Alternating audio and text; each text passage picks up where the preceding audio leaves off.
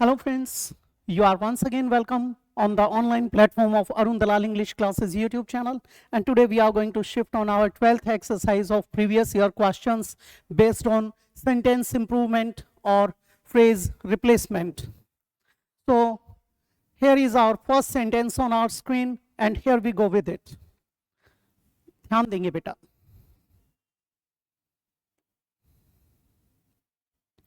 पहला वाक्य आपके स्क्रीन पर, शेरपाज हमारे यहां पर क्या आया बेटे? ये प्लूरल है, प्लूरल सब्जेक्ट है तो हमने प्लूरल वर्ब लगाया, हैव आया. अगर एक होता तो हैज का प्रयोग करते. प्रॉस्पर्ड ये एक्शन थर्ड फॉर्म है यानी वर्ब का थर्ड फॉर्म यानी पास्ट पार्टिसिपल है क्योंकि हैज हैव हैड के साथ थर्ड फॉर्म लगाया जाता है. एंड एक कंजंक्शन है, एंड कंजंक्शन है तो इसका मतलब बराबर की इकाई आएगी. यहां पर ये वर्ब की थर्ड फॉर्म है तो आगे भी वर्ब की थर्ड फॉर्म आई, कम. बिल्कुल ठीक है. और इसके लिए कॉमन क्या निकाल दिया? हैव को कॉमन निकाल दिया हमने. Have come along the way. अब यही गलती हो गई. Along the way from being just porters to becoming mountaineers. अब यहां पर कम अलोंग द वे नहीं होता, यहां पर बेटे क्या होता है? कम अलोंग वे होता है कि वे जो पोर्टर्स हैं, पहली बात आपका होता है एयरपोर्ट, ऐसे ही होता है आपका पोर्ट यानी हार्बर, बंदरगाह. वहां पर जो सामान को ढोते हैं उन्हें पोर्टर्स कहते हैं यानी कुलीज. ठीक है. From being just porters to becoming mountaineers. अब यहां पर ये सेपरेट करना था लेकिन इसने क्या लिख दिया? इकट्ठा कर दिया, मर्ज कर दिया. वही बात बिगड़ गई क्योंकि अलोंग का मतलब होता है, मान लीजिए ये आपकी रेल्स हैं, पटरियां हैं, आप इनके साथ साथ दौड़ रहे हैं पैरेलल, तो वो क्या है? यू आर रनिंग और वॉकिंग अलोंग द रेल्स. ऐसे ही कुछ लड़कियां क्या करते हैं? रनिंग प्रैक्टिस करते हैं, नहर की पटरी हो जाते हैं, they are running along the river side के वो क्या करते हैं? अलोंग आ जाएंगे, एम्बैंकमेंट के ऊपर दौड़ रहे हैं. तो बेटे यू यहां पर एंड कमिंग, आर कमिंग तो आ नहीं सकता. कम ऑल अलोंग, ये तो सारे संग वाली सेंस आ जाएगी, ऑल टुगेदर वाली सेंस बिल्कुल गलत हो गया. नो इंप्रूवमेंट हमारा पहले ही इलिमिनेट हो चुका. क्या आ जाएगा? कम अ लॉन्ग वे. आगे देखते हैं. You have a lot of coconut trees in your village. बेटे यू हमारा सब्जेक्ट है. इसके बाद हैव आया क्योंकि यू के साथ चाहे ये सिंगुलर है या प्लूरल है, इसके साथ प्लूरल वर्ब लगाया जाता है. हैव बिल्कुल ठीक है. किसको बता रहा है? पोजेशन को. पोजेसिव वर्ब बन गया, किसी चीज के अपने पास होने या रखने की बात कर रहा है. You have a lot of coconut trees, ये क्या है? ये इसका कॉम्प्लीमेंट है. इन योर विलेज, आपके गांव में, यहां तक कोई एरर नहीं. डू यू, अब यहां पर हमें सेंटेंस किस प्रकार का दिया गया है? ये दिया गया है क्वेश्चन टैग बेस्ड, क्योंकि यहां पर ये क्वेश्चन टैग बनाया गया है. इसमें हमेशा ध्यान रखना, अगर आपकी स्टेटमेंट अफर्मेटिव है तो क्वेश्चन क्या बनेगा? नेगेटिव बनेगा. अगर आपकी स्टेटमेंट नेगेटिव है तो क्वेश्चन क्या बनेगा? अफर्मेटिव बनेगा. दूसरी बात, यहां पर जो टेंस दिया जाता है वही टेंस यहां पर लगाना होता है, उसी का हेल्पिंग वर्ब आएगा. तीसरी बात, यहां पर जब नोट मर्ज करना होता है तो कॉन्ट्रैक्टेड फॉर्म का प्रयोग किया जाता है, जैसे डू नॉट का डोंट, डज नॉट का डजंट, विल नॉट का वांट, ऐसे आएगा. अब ये पॉजिटिव है, ये नेगेटिव है. दूसरी बात, हैव हमारी वर्ब की फर्स्ट फॉर्म है, प्रेजेंट इंडेफिनिट टेंस को बता रही है. यहां पर क्या छिपा हुआ है? इसके अंदर डू छिपा हुआ है, तो यहां पर डोंट आना चाहिए. इसका मतलब ये तो गलत हो गया. इसका मतलब क्या हुआ कि नो इंप्रूवमेंट तो एलिमिनेट हो गया. दूसरी बात, यहां पर डोंट तो आ जाएगा. दूसरी चीज क्या है? यहां जो नाउन दिया जाता है उसका यहां पर प्रोनाउन आता है, और वो भी सब्जेक्टिव केस में, यानी नॉमिनेटिव केस में सब्जेक्ट बन के आएगा. तो यहां प्रोनाउन दे रखा है, इसका एज इट इज प्रयोग करेंगे हम, यू आएगा. लेकिन क्या आएगा? Don't you. हैव यू तो गलत हो गया. डोंट यू हो सकता है, डोंट दे लगाकर गलत कर दिया. क्या आ जाएगा? B option. आप क्वेश्चन टैग को बारीकी से समझ के जाएं. कुछ बच्चे यहां हैवंट यू कर देते हैं, वो बड़े क्रिटिकल सर्कमस्टेंसेस में यूज करना चाहिए, अदरवाइज उससे बच के चलना चाहिए. बाय नेक्स्ट समहाउ, कब की बात कर रहा है बेटा, फ्यूचर टाइम रेफरेंस आया। आई विल हैव कंप्लीटेड, मैं पूरी कर चुका हूंगा क्या, माई इंटर्नशिप, मैं अपनी इंटर्नशिप पूरी कर चुका हूंगा। एंड एक कंजंक्शन है, एंड कंजंक्शन है, आगे फिर से वही चीज आएगी जो पहले आई थी। माई इंटर्नशिप आया तो इसके बराबर की चीज आनी चाहिए, लेकिन बराबर की चीज नहीं दी तो हमें वर्ब दिया है तो वर्ब के बराबर की आएगी। अब यहां पर and will have returned to school, अब इसमें वही चीज कॉमन है क्योंकि फ्यूचर टाइम रेफरेंस यहां भी है यहां भी है, सिमिलर रहेगा। अब कुछ बच्चे क्या करते हैं, यहां पर हैव रिटर्न्ड कर देते हैं, बात बिगड़ जाएगी। ठीक है, यहां पर विल को जब ड्रॉप किया जा सकता था, I will have completed and returned, and have returned या केवल रिटर्न से काम चला सकते थे जब ये माई इंटर्नशिप यहां पर ना दिया गया होता।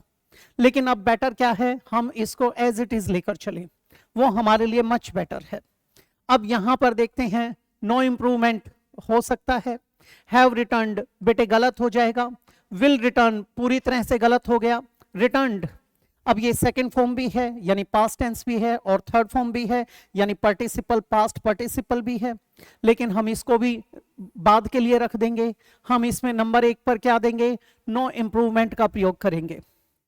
क्यों करेंगे, अगर ये ऊपर वाले की तरह होता जैसे यहां पर आया था, हमने हैव को कॉमन निकाल दिया था, सीधा सीधा एंड लगाया गया होता तो हम कॉमन निकाल देते और केवल रिटर्न पे जा सकते थे। ठीक है, तो हमें कोई प्रॉब्लम ना आती, फिर हम विल और हैव दोनों को भी कॉमन निकाल सकते हैं। लेकिन जब यहाँ ऑब्जेक्ट आ जाता है तो हमसे उम्मीद की जाती है कि हम इसको कंप्लीटली लिखें। आगे टुमारो, ये भी क्या है, कमिंग डे की बात कर रहा है, फ्यूचर टाइम रेफरेंस है। दे विल बी टेक, अब यहीं पे बात बिगड़ गई बेटे, शैल विल के साथ वर्ब की फर्स्ट फॉर्म आती है क्योंकि मॉडल्स के साथ हमेशा बेस फॉर्म का प्रयोग किया जाता है। विल बी आया तो टेकन आना चाहिए या टेकिंग आना चाहिए। ठीक है, उन्हें ले जाया जाएगा या वे ले जा रहे होंगे। अगर कॉन्टिन्यूटी को बताना है तो आईएनजी आएगा और अगर पैसिव वॉइस में चेंज करना है तो टेकन आएगा। अब इसका मतलब ये तो हमारा गलत हो गया, नो इंप्रूवमेंट तो एलिमिनेट हो गया। अ फ्लाइट, अब वे क्या है बेटे, वे फ्लाइट लेंगे यानी हमें पैसिव नहीं चाहिए, हमें एक्टिव चाहिए। ठीक है, अब यहां पर फ्यूचर इंडेफिनेट भी आ सकता है और फ्यूचर कॉन्टिन्यूअस भी आ सकता है, देखते हैं क्या मिलता है।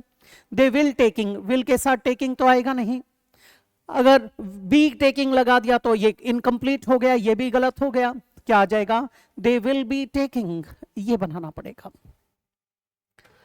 As bombs keep falling on Gaza, बेटे एज जैसे कि क्योंकि वाले अंदाज में आया।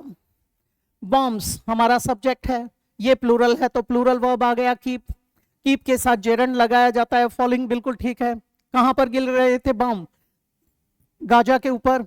Hundreds of thousands of children, अब यहां पर बेटे हजारों बच्चों में से सैकड़ों, ये भी हो सकता है, या फिर हंड्रेड्स और थाउजेंड्स ऑफ चिल्ड्रन, सैकड़ों और हजारों, ये भी हो सकता है।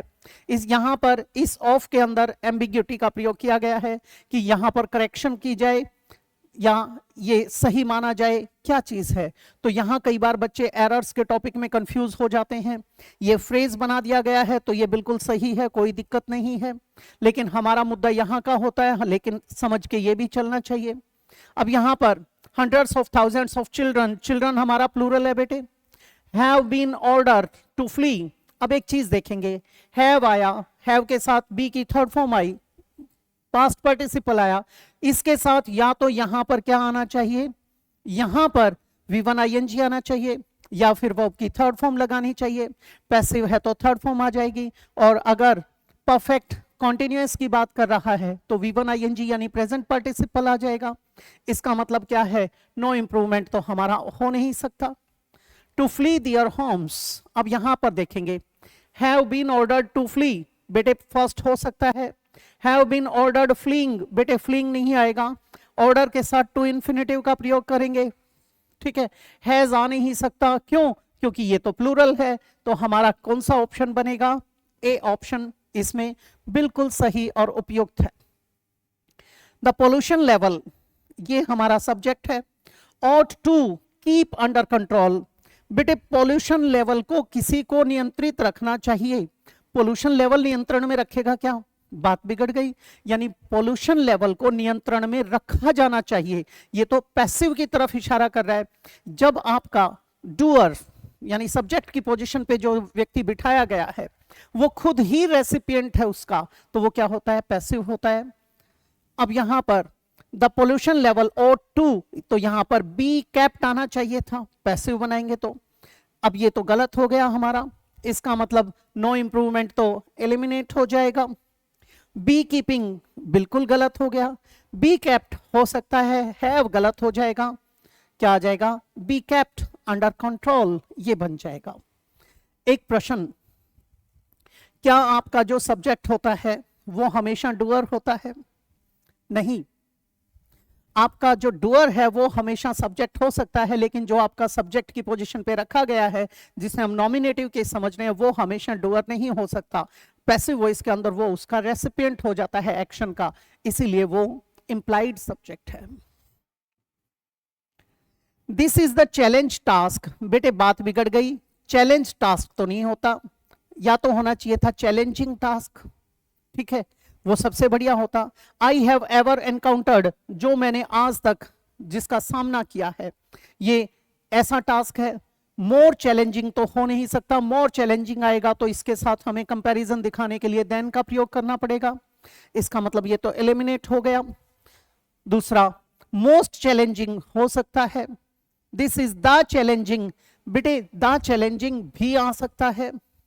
फिर मच, मच आएगा नहीं, मच चैलेंजिंग। यहां पर बेटर कौन सा है, हम क्या लगाएं, most, this is the most challenging task I have ever encountered, ये बन जाएगा। अगर हम इसको एम्फेटिक बनाते दूसरे अंदाज में, अगर ये ऑप्शन ना दिया होता तो यहां लिख देते द वेरी चैलेंजिंग टास्क, वो भी बन सकता था। Ashok was not only a great warrior but also a very wiser ruler. अब यहां पर देखेंगे वेरी, वेरी का प्रयोग एक एडवर्ब के रूप में पॉजिटिव डिग्री के साथ किया जाता है, और मच का प्रयोग एक एडवर्ब के रूप में कंपैरेटिव डिग्री के साथ किया जाता है। Very small, much smaller, very good, much better, very intelligent, much more intelligent, very beautiful, much more beautiful, ऐसे होता है। अब यहां पर वेरी लगाया है तो इसका मतलब ये तो गलत हो जाएगा, ठीक है। दूसरी बात, नॉट ओनली यहां पर दिया गया था बेटा, अ ग्रेट वॉरियर, यहां पर पॉजिटिव डिग्री दी गई थी, बट ऑल्सो यहां पर आया है, नॉट ओनली के कॉम्बिनेशन में बट ऑल्सो आता है, ये कंजंक्शन है, कोरिलेटिव कंजंक्शन का पार्ट है, तो यहां पर भी पॉजिटिव डिग्री आनी चाहिए, वाइजर तो खत्म हो गया। अब मोर वाइज, मोर के साथ वाइज यानी पॉजिटिव डिग्री का प्रयोग जब किया जाता है जब किसी व्यक्ति के दो गुणों की तुलना की जाती है, जब किसी व्यक्ति के दो गुणों की तुलना की जाती है तो दोनों ही गुण पॉजिटिव डिग्री में लिखे जाते हैं, और कंपैरिजन किससे दिखाया जाता है, मोर से दिखाया जाता है, ये तो गलत हो जाएगा, और मोर वाइजर होता नहीं, वो सुपरफ्लुअस हो जाएगा। नो इंप्रूवमेंट पहले ही एलिमिनेट हो चुका, वाइजेस्ट बिल्कुल गलत हो जाएगा क्योंकि पहले पॉजिटिव डिग्री है, क्या आ जाएगा बेटे, वाइज। आगे आया सिनेमा प्रोवाइड्स, सिनेमा हमारा सब्जेक्ट है, सिंगुलर सब्जेक्ट, तो वर्ब भी क्या आएगा, सिंगुलर आएगा। द मोस्ट यूनिवर्सल एंटरटेनमेंट, अब एक चीज देखेंगे, यहां पर एक शब्द आया यूनिवर्सल। बेटे कुछ ऐसे शब्द होते हैं जो अपने आप में संपूर्ण होते हैं, जैसे यूनिक, अद्वितीय यानी जिसके समान कोई दूसरा है ही नहीं, एब्सोल्यूट यानी कंप्लीट, सुप्रीम जैसे सुप्रीम कोर्ट सर्वोच्च न्यायालय, उसके ऊपर कोई न्यायालय थोड़ी ना है, चीफेस्ट मिनिस्टर नहीं होता, चीफ मिनिस्टर। तो कुछ ऐसे एब्सोल्यूट एडजेक्टिव्स होते हैं जो अपने आप में कंप्लीट होते हैं, उनके साथ कभी भी मोर या मोस्ट लगाकर उन्हें सुपरफ्लुअस नहीं बनाया जाता। अब यहां पर मोस्ट यूनिवर्सल लिख के हमने गलती कर दी, ठीक है। अब यहां पर सिनेमा प्रोवाइड्स, अब ये काटना पड़ेगा तो हमें नो इंप्रूवमेंट को तो एलिमिनेट करना पड़ेगा। अब आ यूनिवर्सल एंटरटेनमेंट हो सकता है, एन यूनिवर्सल हो नहीं सकता क्योंकि यूनिवर्सल के अंदर यह की ध्वनि आई है, और यर अलावा किस में आते हैं, क ख ग घ ड़ में आते हैं, यानी कॉन्सोनेंट साउंड है, यानी व्यंजनात्मक ध्वनि है। जब व्यंजनात्मक ध्वनि आती है तो उसके साथ हम क्या लगाते हैं, इंडेफिनेट आर्टिकल्स में ए का प्रयोग किया जाता है। दूसरी तरफ जब वाउल साउंड आती है, स्वरात्मक ध्वनि आती है, तो क्या लगाते हैं, एन, यानी ए आ ई की आवाज आएगी तो एन लगेगा। यहां तो यह है तो एन तो आ नहीं सकता। मोर यूनिवर्सल, सेंस गलत हो जाएगी, क्या आ जाएगा, आ यूनिवर्सल एंटरटेनमेंट। आगे बढ़ते हैं बेटे, ही इज टॉलर एंड। अब यहां देखेंगे एंड एक कंजंक्शन है, उससे पहले टॉलर का प्रयोग किया गया है, यानी कंपैरेटिव डिग्री का प्रयोग किया गया है। अब कंपैरेटिव डिग्री के बाद कंजंक्शन दिया तो आगे भी कंपैरेटिव ही आना चाहिए। देखते हैं, या फिर उसके बाद की चीज देखी जाएगी, आगे देन दे रखा है नहीं दे रखा है, कंपैरिजन मांगता है नहीं मांगता है। And most handsome than his friend. अब यहां पर देन लगाया गया है बेटे, इसका मतलब मोस्ट गलत हो जाएगा, इसका मतलब हमें कंपैरिजन को ही शो करना है। तो यहां पर मोर हैंडसम हो सकता है, वेरी मोर तो होता नहीं। फिर कहता है मोर हैंडसम हो सकता है, द मोर। बेटे दाम के का प्रयोग कंपैरेटिव डिग्री के साथ दो जगह पर किया जाता है। जब एक चीज का बढ़ना या घटना दूसरी चीज को भी प्रभावित करता है, वहां दोनों जगह पर कंपैरेटिव डिग्री और दोनों के साथ क्या लगाते हैं, the more the merrier, the higher you go the cooler it is, the more electricity you use the higher your bill will be, ऐसे हो जाएगा। दूसरा, जब कंपैरेटिव डिग्री के बाद देन ना दे करके कोई संख्यावाचक शब्द आ जाए तो उस संख्यावाचक शब्द से पहले और उस कंपैरेटिव डिग्री से पहले क्या लगाया जाता है, द लगाया जाता है। तो कंपैरेटिव डिग्री के साथ द इन केसेस में लगता है, ये एलिमिनेट हो जाएगा। ठीक है, मोस्ट की हमें जरूरत नहीं है, द मोस्ट खत्म हो जाएगा, हमारा क्या आ जाएगा, मोर हैंडसम देन हिज फ्रेंड। ये थी बेटे आपकी एक्सरसाइज आज के लिए। अगली एक्सरसाइज में आपसे फिर से मुलाकात होगी किसी अलग टॉपिक के साथ, तो तब तक इजाजत चाहूंगा। नमस्कार दोस्तों।